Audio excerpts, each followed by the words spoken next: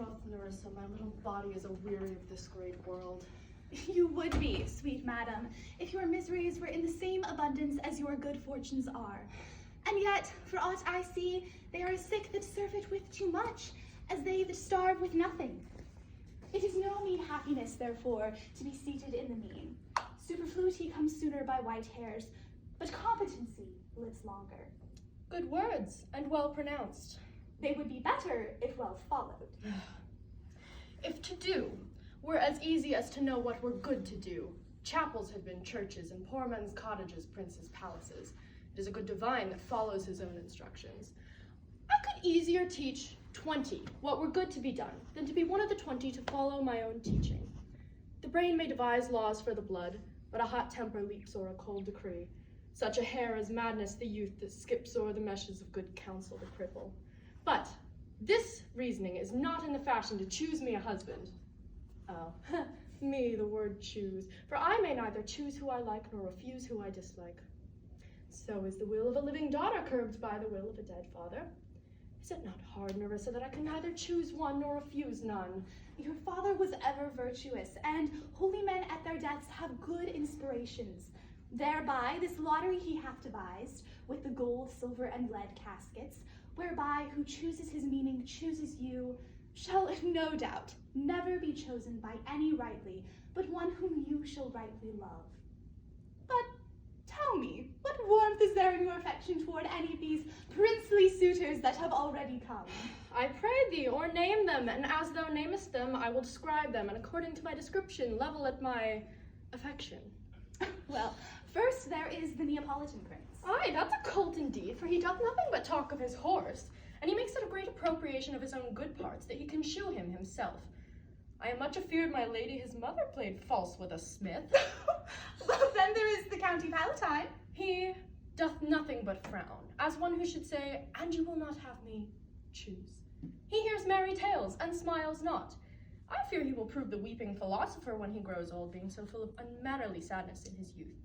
I had rather be married to a death's head with a bone in his mouth than to either of these. God protect me from these two. What say you by the French lord, Monsieur Le Bon?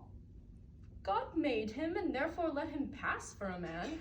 In truth, I know it is a sin to be a mocker, but he hath a better horse than the Neapolitans, and a better bad habit of frowning than the Count Palatine. He is every man in no man. If a throstle sing, he falls straight a capering.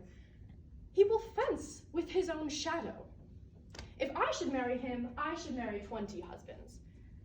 If he would despise me, I would forgive him. For if he love me to madness, I shall never requite him. What say you then to Falconbridge, the young Baron of England? You know I say nothing to him, for he understands not me, nor I him. He hath neither Latin, French, nor Italian, and you will come into the court and swear I have a poor pennyworth of the English. He is a proper man's picture, but alas, who can converse with a dumb show? How oddly he is suited. I think he bought his doublet in Italy, his round hose in France, his bonnet in Germany, and his behavior everywhere. What think you of his neighbor, the Scottish lord? That he hath a very neighbourly charity about him, for he hath borrowed a box of the ear of the Englishman, and swore to pay him again when he was able. I think the Frenchman became his surety and sealed under for another. How like you the young German, the Duke of Saxony's nephew? Very vilely in the morning, when he is sober, and most vilely in the afternoon, when he is drunk. When he is best, he is little worse than a man, and when he is worst, he is little better than a beast.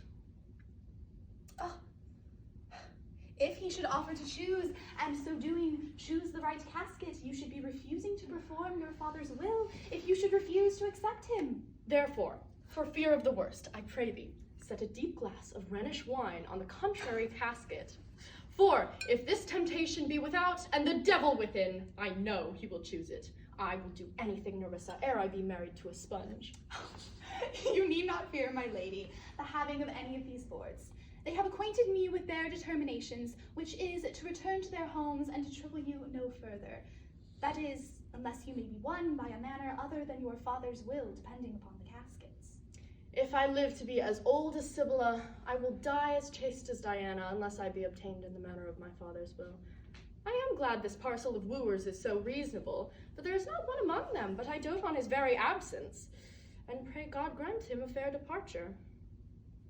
Do you remember, my lady, from your father's time, a Venetian, a scholar and a soldier, who came hither in the company of the Monte de Montferrat?